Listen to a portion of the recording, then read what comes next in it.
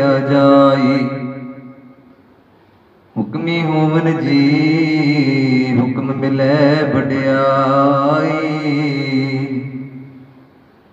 हुक्मी उत्तम नीच हुक्म लिख दुख सुख पाइए।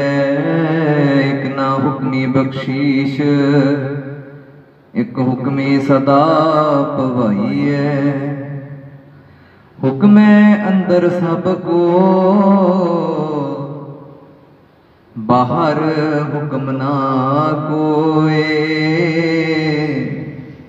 नानक हुक्मे जे बुझे ताहो मैं कहना कोए।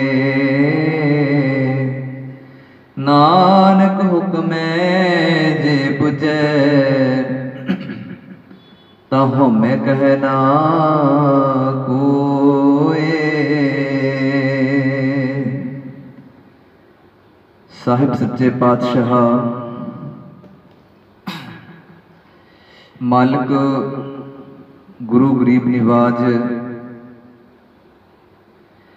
गुरु नानक साहब सच्चे पातशाह जी ने अपनी पावन पवित्र रसना तो उचारण किए हुए श्री जपजी साहब जी के विचों आपां ये शब्द सरवण किए हैं जो लड़ीवार विचारां दी रबता की हुई है। विचार रब करन तो पहला मालिक जी नूं सीस झुकाउंदियां होया फतेह प्रवान करो जी। वाहिगुरु जी का खालसा वाहिगुरु जी की फतेह। गुरु नानक साहब सच्चे पातशाह जीवां नूं समझाउंदियां होया मनुखा शरीर नूं समझाउंदियां होया बड़े सोहने शब्दां दे नाल ये विचार बख्शिश करते हैं। मां दा प्यो दा ये फर्ज है कि बच्चों नूं समझाउणा कि चंगा है कि माड़ा है, कि खाना है कि पहनना है, किहदे नाल उठना है तो किहदे नाल बैठना है।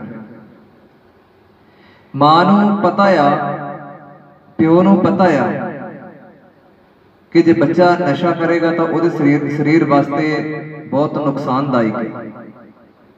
अगर वो चंगी खुराक खावेगा चंगा कुछ खावेगा तो वो शरीर वास्ते फायदेमंद है। इसे तरह ही गुरु नानक साहब सच्चे पातशाह जी नूं ये सब गल्लां समझ सन पता सी कि मनुखा नूं जिहड़े भटके हुए शरीर हैं जिहड़े भटके हुए इस दुनिया दे विच जीव विचरदे पे हैं उन्हां नूं किस प्रकार किस तरीके दे नाल सिक्ख्या दे के उस परमात्मा दे नाल जोड़ना है। अज तुसीं बहुतांत की देखते हो कि गुरु दे उत्ते तर्क की जाती है, परमात्मा दे उत्ते रब दे उत्ते वाहिगुरु दे उत्ते उस अकाल पुरख दे उत्ते तर्क की जाती है। जे तुसीं तर्क की गल करते हो जे तुसीं तर्क नूं लैके भी जीउंदे हो तर्क दे उत्ते चलदे हो तो उन्हां नूं मैं बेनती करांगा कि जदों बच्चा पैदा हुंदा है माता दे गर्भ दे विच जदों बच्चा हुंदा है क्योंकि गल आई है परमात्मा दे हुक्म दी। हुक्मी होवन आकार हुक्म ना कहया जाई। हुक्मी होवन जी हुक्म मिले बड़ियाई। जदों तर्क दे उत्ते जदों गल करदे हो तां इह तुसीं उन्हां नूं पुछो कि जिहड़ा परमात्मा है वाहिगुरु है जदों बच्चा माता के गर्भ विच पलदा है उहदी संभाल कौन करता है? उहदियां अखां उहदे नक उहदे बुल उहदे कन उहदे किडनियां उहदा दिल कौन उहनूं दिंदा है? उहदे शरीर की बनतर कौन बना रहा है? जे परमात्मा नहीं है तो कौन है? बच्चा पैदा होने तो पहला उहदा पूरा शरीर जिहड़ा तैयार हुंदा है वो कौन करता पाया है? वो परमात्मा वो वाहिगुरु खुद आप करता पाया है। ये गल जरूर है कि माता पिता के सुमेल दे नाल माता पिता के आपस दे विच जदों संपर्क हुंदा है उहदे राही बच्चा जिहड़ा कि बच्चा माता के गर्भ दे विच ठहरदा है।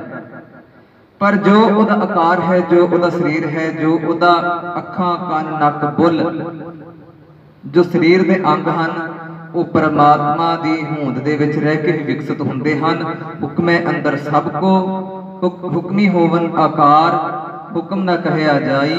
हुक्मी होवन जी हुक्म मिले वडियाई। मैं रबता दे विच बेनती कीती सी कि माँ बाप को पता होंदा है कि बच्चे ने किहड़ी संगत दे विच बहना है, ते परमात्मा नूं वाहिगुरू नूं पता है कि इस सृष्टि किस तरह साजी है। हुक्मी होवन आकार हुक्म ना कहया जाई, हुक्मी होवन जी हुक्म मिले वडियाई। जे तुसीं तर्क की गल, मैं बेनती कर हटिया, तर्क की गल करदे हो तो अपने आप कुछ इहो जिहा करके दिखा दिओ। 5 तत्तां तो शरीर बनता है, या 5 तत्त जिहड़े हन उन्हां तो दुनिया चलदी पई है, कोई 6वां तत्त तुसीं तैयार करके दिखा दिओ। परमात्मा नूं अकाल पुरख नूं मनना नहीं मनना ये अलग गल है तुहाडी, पर जे तुसीं उहदे उत्ते किंतु परंतु करदे हो तां ये गल्लां जरूर हन कि माता के गर्भ के विच पल रहे बच्चे की संभाल वो अकाल पुरख करता है, वो वाहिगुरू करता है, परमात्मा करता है। अगे बेनती करा, हुक्मी होवन आकार हुक्म ना कहया जाई, हुक्मी होवन जी हुक्म मिले वडियाई। जे इंसान पैदा होंदा है तो परमात्मा के हुक्म दे विच रह के पैदा होंदा है।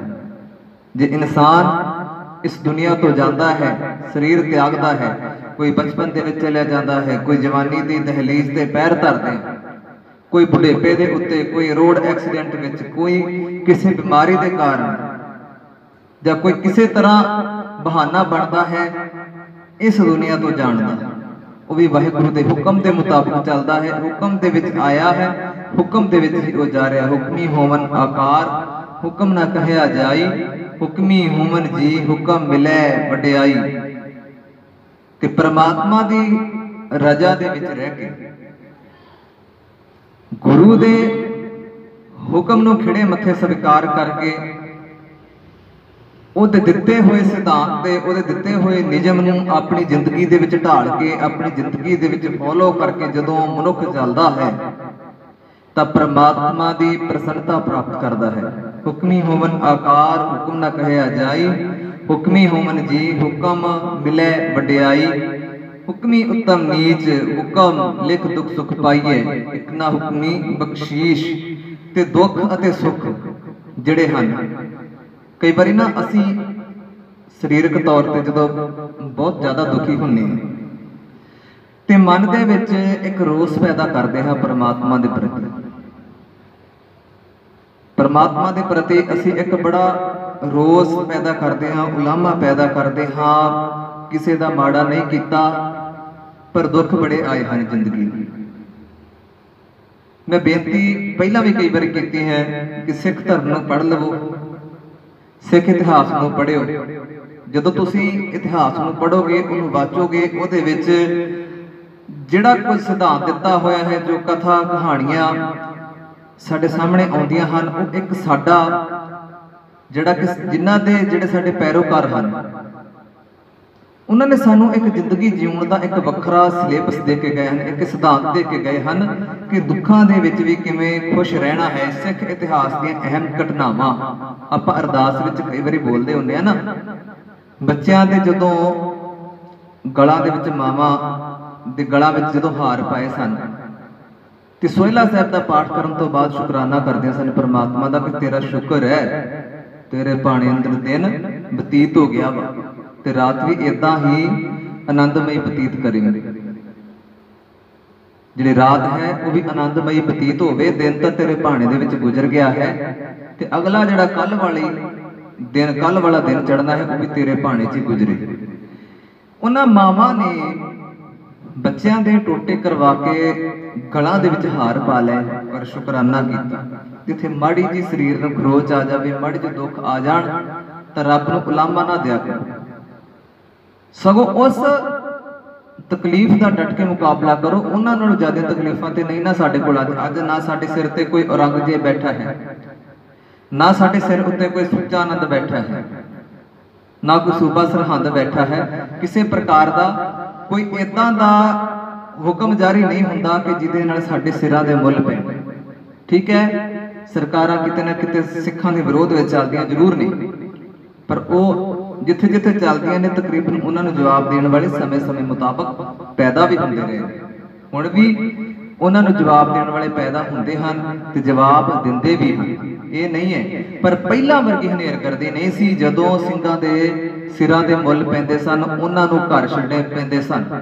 ਹੁਣ ਤੁਸੀਂ ਮੁਕਾਬਲਾ ਕਰ ਸਕਦੇ ਹੋ, ਕਹਿ ਸਕਦੇ ਹੋ ਆਪਣੇ ਦਿਲ ਦੀ ਗੱਲ। ਉਦੋਂ ਤਾਂ ਹਨੇਰਗਰਦੀ ਵਾਪਰੀ ਸੀ, ਤੇ ਪਰਮਾਤਮਾ ਦੇ ਭਾਣੇ ਦੇ ਵਿੱਚ ਰਹਿ ਕੇ, ਉਸ ਵਾਹਿਗੁਰੂ ਦੇ ਹੁਕਮ ਦੇ ਵਿੱਚ ਰਹਿ ਕੇ ਮਨੁੱਖ ਨੂੰ ਸਦਾ ਸ਼ੁਕਰਾਨਾ ਕਰਨਾ ਚਾਹੀਦਾ ਹੈ। ਆਪਣੇ ਤੋਂ ਨੀਵਿਆਂ ਦੇ ਵੱਲ ਵੇਖ ਕੇ ਚੱਲੋਗੇ ਤੇ ਜ਼ਿੰਦਗੀ ਜਿਉਣ ਦੇ ਤਰੀਕੇ ਵਧੀਆ ਤਰੀਕੇ ਨਾਲ ਅਸੀਂ ਜ਼ਿੰਦਗੀ ਜੀਉ ਸਕਾਂਗੇ। ਅਗਰ ਆਪਣੇ ਤੋਂ ਉੱਚਿਆਂ ਵੱਲ ਵੇਖ ਕੇ ਚੱਲੋਗੇ ਤਾਂ ਤਕਰੀਬਨ ਦੁਖੀ ਵੀ ਹੋਵੋਗੇ। ਇਹ ਨਹੀਂ ਹੈ ਕਿ ਜੇ ਕੋਈ ਅਮੀਰ ਹੈ ਤੇ ਅਸੀਂ ਧਨ ਪਦਾਰਥ ਕਮਾਉਣਾ ਛੱਡ ਦੇਣਾ। ਹਾਂ, ਮਿਹਨਤ ਕਰੋ, ਉਦਮੀ ਬਣੋ, ਉਪਰਾਲਾ ਕਰੋ, ਪਰਮਾਤਮਾ ਅੱਗੇ ਬੇਨਤੀ ਕਰੋ ਕਿ ਜੋ ਸਾਡਾ ਟੀਚਾ ਹੈ ਉਹ ਸਾਨੂੰ ਹਾਸਲ ਹੋਵੇ। ਅਸੀਂ ਵਾਹਿਗੁਰੂ ਦੀ ਵਡਿਆਈ ਕਰਦੇ ਜਾਣਾ ਹੈ, ਵਾਹਿਗੁਰੂ ਦੇ ਗੁਣ ਗਾਉਂਦੇ ਜਾਣਾ ਹੈ, ਤਾਂ ਕਿ ਜੋ ਤੇਰਾ ਬਖਸ਼ਿਆ ਹੋਇਆ ਸਰੀਰ ਹੈ ਉਹ ਗੁਰੂ ਦੇ ਹੁਕਮ ਦੇ ਵਿੱਚ ਚੱਲ ਕੇ ਪਰਮਾਤਮਾ ਦੀਆਂ ਖੁਸ਼ੀਆਂ ਪ੍ਰਾਪਤ ਕਰੀਏ। ਤੇ ਸਤਿਗੁਰੂ ਨੂੰ ਉਲਾਮੇ ਦੇਣ ਦੀ ਬਜਾਏ ਸਤਿਗੁਰੂ ਦਾ ਸ਼ੁਕਰਾਨਾ ਕਰਨਾ ਸਿੱਖ ਦਾ ਫਰਜ਼ ਹੈ। ਇੱਕ ਨਾ ਹੁਕਮੀ ਬਖਸ਼ੀਸ਼, ਇੱਕ ਹੁਕਮੀ ਸਦਾ ਭਵਾਈਏ, ਹੁਕਮੈ ਅੰਦਰ ਸਭ ਕੋ, ਬਾਹਰ ਹੁਕਮ ਨਾ ਕੋਏ। ਨਾਨਕ ਹੁਕਮੇ ਜੇ ਬੁਝੈ ਤਾਂ ਹਉਮੈ ਕਹਿ ਨਾ ਕੋਏ। ਪਰਮਾਤਮਾ ਦੀ ਬਖਸ਼ਿਸ਼, ਵਾਹਿਗੁਰੂ ਦੀ ਅਸੀਸ, ਗੁਰੂ ਦੀ ਕਿਰਪਾ ਉਹਦੇ ਭਾਣੇ ਦੇ ਵਿੱਚ ਰਹਿ ਕੇ ਹੀ ਪ੍ਰਾਪਤ ਹੋਣੀ ਹੈ, ਉਹਦੇ ਹੁਕਮ ਦੀ ਉਲੰਘਣਾ ਕੀਤਿਆਂ ਨਹੀਂ। ਤੇ ਜੇ ਤੂੰ ਪਰਮਾਤਮਾ ਦੀ ਅਸੀਸ, ਵਾਹਿਗੁਰੂ ਦੀ ਕਿਰਪਾ, ਗੁਰੂ ਦਾ ਆਨੰਦ ਲੈਣਾ ਚਾਹੁੰਦਾ ਹੈ ਤਾਂ ਉਹਦੇ ਹੁਕਮ ਦੇ ਵਿੱਚ ਰਹਿ ਕੇ ਸਤ ਬਚਨ ਕਰਕੇ ਚੱਲੀ ਤੇ ਪਰਮਾਤਮਾ ਦੇ ਗੁਣ ਗਾਵੇਂ। ਇੱਕ ਨਾ ਹੁਕਮੀ ਬਖਸ਼ੀਸ਼, ਇੱਕ ਹੁਕਮੀ ਸਦਾ ਭਵਾਈਏ। ਹੁਕਮੈ ਅੰਦਰ ਸਭ ਕੋ, ਬਾਹਰ ਹੁਕਮ ਨਾ ਕੋਏ। ਚੰਦਰਮਾ, ਸੂਰਜ, ਪਤਾਲ, ਆਕਾਸ਼, ਤਾਰੇ, ਪ੍ਰਿਥਵੀ, ਜਲ, ਵਾਯੂ ਪਰਮਾਤਮਾ ਦੇ ਹੁਕਮ ਦੇ ਵਿੱਚ ਹਨ। ਤੇ ਹੇ ਮਨੁੱਖਾ ਸਰੀਰ, ਤੂੰ ਪਰਮਾਤਮਾ ਦੇ ਹੁਕਮ ਤੋਂ ਬਾਹਰ ਰਹਿਣ ਦੇ ਬਜਾਏ ਗੁਰੂ ਦੇ ਹੁਕਮ ਦੇ ਨਾਲ ਜੁੜ, ਉਹਦੀਆਂ ਖੁਸ਼ੀਆਂ ਪ੍ਰਾਪਤ ਕਰ। ਭਾਈ ਤਾਰੂ ਸਿੰਘ ਜੀ ਨੂੰ ਦੇਖ, ਭਾਈ ਮਨੀ ਸਿੰਘ ਜੀ ਨੂੰ, ਬਾਬਾ ਬੰਦਾ ਸਿੰਘ ਬਹਾਦਰ ਜੀ ਨੂੰ, ਚਰਖੜੀਆਂ ਤੇ ਚੜੇ ਹੋਏ ਗੁਰਸਿੱਖਾਂ ਨੂੰ ਤੂੰ ਦੇਖ। ਛੋਟੇ ਛੋਟੇ 7 ਅਤੇ 9 ਸਾਲ ਦੇ ਬੱਚੇ ਜਿਨ੍ਹਾਂ ਨੂੰ ਨੀਹਾਂ ਦੇ ਵਿੱਚ ਚਿਣ ਦਿੱਤਾ ਹੈ, ਜਿਨ੍ਹਾਂ ਨੂੰ ਨੀਹਾਂ 'ਚ ਚਿਣ ਦਿੱਤਾ ਹੈ ਜਲਾਦਾਂ ਦੇ ਵੱਲੋਂ, ਉਹਨਾਂ ਦੇ ਸਿਰ ਕਲਮ ਕੀਤੇ ਗਏ ਹਨ। ਪਰ ਰਤੀ ਭਰ ਵੀ ਆਪਣੇ ਧਰਮ ਤੋਂ ਡੋਲੇ ਨਹੀਂ ਤਾਂ ਛੋਟੇ ਬੱਚੇ ਨੂੰ ਕੋਈ ਖਿਡੌਣਾ ਦੇ ਦਿਓ, ਲਾਲਚ ਦੇ ਦਿਓ, ਜਾਂ ਕੋਈ ਇਦਾਂ ਦੀ ਗੱਲ ਕਹਿ ਦਿਓ, ਡਰਾ ਦਿਓ, ਤੇ ਉਹ ਤਕਰੀਬਨ ਸਹਿਮ ਜਾਂਦੇ ਹਨ। ਪਰ ਉਹਨਾਂ ਦੇ ਵਿੱਚ ਇਹ ਜਜ਼ਬਾ, ਉਹਨਾਂ ਦੇ ਵਿੱਚ ਇਹ ਹੌਸਲਾ ਕਿੱਥੋਂ ਆਇਆ ਕਿ ਭਰੀ ਸਭਾ ਦੇ ਵਿੱਚ ਜੈਕਾਰਾ ਬੁਲਾਉਣਾ ਹੈ, ਫਤਿਹ ਬੁਲਾਉਣੀ ਹੈ। ਗੁਰੂ ਗੋਬਿੰਦ ਸਿੰਘ ਸੱਚੇ ਪਾਤਸ਼ਾਹ ਜੀ ਦੇ ਸਿਧਾਂਤ ਨੂੰ ਭਰੀ ਸਭਾ ਦੇ ਵਿੱਚ ਸੂਬੇ ਸਰਹੰਦ ਦੇ ਸਾਹਮਣੇ ਕਿੱਦਾਂ ਬੋਲਣਾ ਹੈ, ਕਿਉਂਕਿ ਉਹ ਗੁਰੂ ਦੇ ਹੁਕਮ ਦੇ ਵਿੱਚ ਰਹਿ ਕੇ ਰੱਬੀ ਨਿਯਮਾਂ ਨੂੰ ਜਾਣਦੇ ਹੋਏ ਪਰਮਾਤਮਾ ਦੀ ਅਟੱਲ ਜਿਹੜੀ ਸੱਚਾਈ ਹੈ, ਬਾਣੀ ਹੈ, ਉਹਦੇ ਨਾਲ ਜੁੜ ਕੇ ਅੰਦਰੋਂ ਤਾਕਤ ਹਾਸਲ ਕੀਤੀ ਸੀ। ਮਨੋਂ ਗੁਰੂ ਦੇ ਨਾਲ ਜੁੜੇ ਸਨ, ਤਨ ਕਰਕੇ ਫਿਰ ਉਹਨਾਂ ਨੂੰ ਤਾਕਤ ਪ੍ਰਾਪਤ ਹੋਈ। ਅਗਰ ਅਸੀਂ ਤਨ ਕਰਕੇ ਗੁਰੂ ਦੇ ਬਣੇ ਹਾਂ ਤੇ ਮਨ ਸਾਡਾ ਹੋਰ ਇੱਧਰ ਉੱਧਰ ਭਟਕਦਾ ਹੈ ਤਾਂ ਇਹ ਵੀ ਇੱਕ ਸਾਡੀ ਕਮਜ਼ੋਰੀ ਹੈ। ਗੁਰੂ ਦੇ ਸਾਹਮਣੇ ਆਪਣੇ ਆਪ ਨੂੰ ਭੇਟ ਕਰਦੇ, ਗੁਰੂ ਦੇ ਸਾਹਮਣੇ ਆਪਣੇ ਆਪ ਨੂੰ ਢੇਰੀ ਕਰਦੇ, ਉਹਨੂੰ ਕਹਿ ਦੇ ਕਿ ਮੇਰੇ ਵਿੱਚ ਕੋਈ ਵੀ ਇਦਾਂ ਦਾ ਗੁਣ ਨਹੀਂ ਹੈ, ਕੋਈ ਵੀ ਇਸ ਤਰ੍ਹਾਂ ਦਾ ਹੈ ਨਹੀਂ ਸਿਸਟਮ ਕਿ ਮੈਂ ਤੇਰੇ ਦਿੱਤੇ ਹੋਏ ਹੁਕਮ ਦੀ ਉਲੰਘਣਾ ਕਰ ਲਵਾਂ। ਤੇ ਇਸ ਮਨੁੱਖਾ ਸਰੀਰ ਨੂੰ ਜਿਹੜਾ ਹੈ ਤੂੰ ਬਖਸ਼ਿਆ ਹੋਇਆ ਹੈ, ਹਜ਼ਾਰਾਂ ਕਰੋੜਾਂ ਅਰਬਾਂ ਖਰਚ ਕੇ ਵੀ ਇਹਦੇ ਵਿੱਚ ਸਵਾਸ ਨਹੀਂ ਪਾਏ ਜਾ ਸਕਦੇ। ਤੇ ਜੇ ਤੂੰ ਕਿਰਪਾ ਰੱਖੇ ਤਾਂ ਇਹ ਸਰੀਰ ਤੰਦਰੁਸਤ ਨਵਾਂ ਨਰੋਆ ਰਹਿ ਸਕਦਾ ਹੈ। ਤੇਰੇ ਗੁਣ ਗਾਈਏ, ਤੇਰੀ ਵਡਿਆਈ ਕਰੀਏ ਤੇ ਤੇਰੇ ਦਿੱਤੇ ਹੋਏ ਹੁਕਮ ਦੀ ਪਾਲਣਾ ਕਰੀਏ, ਤੇਰੇ ਹੁਕਮ ਤੋਂ ਬਾਹਰ ਨਾ ਜਾਈਏ, ਕਿਉਂਕਿ ਹੁਕਮੇ ਅੰਦਰ ਸਭ ਕੋ, ਬਾਹਰ ਹੁਕਮ ਨਾ ਕੋਏ। ਨਾਨਕ ਹੁਕਮੇ ਜੇ ਬੁਝੈ ਤਾਂ ਹਉਮੈ ਕਹਿ ਨਾ ਕੋਏ। ਸਤਿਗੁਰੂ ਦੇ ਹੁਕਮ ਦੇ ਵਿੱਚ ਰਹਿ ਕੇ ਉਹਦੇ ਨਿਯਮਾਂ ਦੀ ਪਾਲਣਾ ਕਰਦੇ, ਉਹਦੇ ਸਿਧਾਂਤ ਦੀ ਪਾਲਣਾ ਕਰਕੇ ਜਿਹੜਾ ਹੰਕਾਰ ਰੂਪੀ, ਹਉਮੈ ਰੂਪੀ ਕੀੜਾ ਸਾਡੇ ਅੰਦਰ ਬੈਠਿਆ ਹੋਇਆ ਹੈ, ਮੈਂ ਅਮੀਰ ਹਾਂ, ਮੈਂ ਵੱਡਾ ਹਾਂ, ਮੇਰੀ ਸਰਕਾਰੀ ਦਰਬਾਰੇ ਪਹੁੰਚ ਹੈ, ਇਹ ਜਿਹੜੇ ਹੰਕਾਰ ਰੂਪੀ ਕੀੜੇ ਮਨੁੱਖ ਦੇ ਅੰਦਰ ਚੱਲਦੇ ਹਨ। ਜਦੋਂ ਗੁਰੂ ਦੀ ਬਾਣੀ ਨੂੰ, ਰੱਬੀ ਬਾਣੀ ਨੂੰ ਪੜ੍ਹੇਗਾ, ਇਹਨਾਂ ਹੱਥਾਂ ਦੇ ਨਾਲ ਸੇਵਾ ਕਰੇਗਾ, ਜਦੋਂ ਇਹਨਾਂ ਹੱਥਾਂ ਨਾਲ ਸੇਵਾ ਕਰੇਗਾ, ਗੁਰੂ ਦੇ ਸੰਗਤ ਦੇ ਦਰਸ਼ਨ ਕਰੇਗਾ, ਇਹ ਜਿਹੜੇ ਵਿਕਾਰ ਹਨ ਆਪਣੇ ਆਪ ਖਤਮ ਹੋ ਜਾਣਗੇ। ਗੁਰੂ ਦਾ ਇੱਕ ਐਸਾ ਦਰਬਾਰ ਹੈ, ਗੁਰੂ ਨਾਨਕ ਸਾਹਿਬ ਦਾ ਇੱਕ ਐਸਾ ਘਰ ਹੈ ਜਿੱਥੇ ਕੇਵਲ ਤੇ ਕੇਵਲ ਜਿਹੜੇ ਦੁਨੀਆ ਤੋਂ ਹਾਰ ਜਾਂਦੇ ਹਨ, ਜਿਨ੍ਹਾਂ ਨੂੰ ਦੁਨੀਆ ਪ੍ਰਕਾਰ ਦੀ ਹੈ, ਉਹਨਾਂ ਨੂੰ ਮਾਣ ਸਨਮਾਨ ਮਿਲਦਾ ਹੈ, ਤੇ ਤੂੰ ਅਗਰ ਗੁਰੂ ਦੇ ਸਾਹਮਣੇ ਢਹਿ ਪਵੇਂਗਾ, ਹੰਕਾਰ, ਲੋਭ, ਮੋਹ, ਇਹਨਾਂ ਸਾਰੀਆਂ ਚੀਜ਼ਾਂ ਨੂੰ ਛੱਡ ਕੇ ਪਰਮਾਤਮਾ ਦੇ ਹੁਕਮ ਦੇ ਨਿਯਮ ਦੇ ਮੁਤਾਬਕ ਚੱਲੇਗਾ ਤਾਂ ਚੇਤੇ ਰੱਖੀ ਗੁਰੂ ਤੇਰੀ ਵੀ ਬਾਹ ਫੜ ਕੇ ਤੈਨੂੰ ਆਪਣੇ ਸੀਨੇ ਦੇ ਨਾਲ ਲਾਵੇਗਾ। ਸੋ ਸੰਗਤ ਨੂੰ ਇਤਨੀ ਕੋ ਬੇਨਤੀ ਹੈ ਕਿ ਜੋ ਗੁਰੂ ਸਾਹਿਬ ਵਿਚਾਰ, ਜੋ ਅਸੀਸ ਬਖਸ਼ਿਸ਼ ਕਰਦੇ ਹਨ, ਆਪ ਜੀ ਦੇ ਸਾਹਮਣੇ ਸਤਿਗੁਰੂ ਦੇ ਹੁਕਮ ਦੇ ਮੁਤਾਬਕ ਰੱਖਣ ਦੀ ਕੋਸ਼ਿਸ਼ ਕਰੀਦੀ ਹੈ। ਗਲਤੀਆਂ ਭੁੱਲਾਂ ਦੀ ਮਾਫੀ ਬਖਸ਼ਣੀ ਜੀ। ਵਾਹਿਗੁਰੂ ਜੀ ਕਾ ਖਾਲਸਾ, ਵਾਹਿਗੁਰੂ ਜੀ ਕੀ ਫਤਿਹ।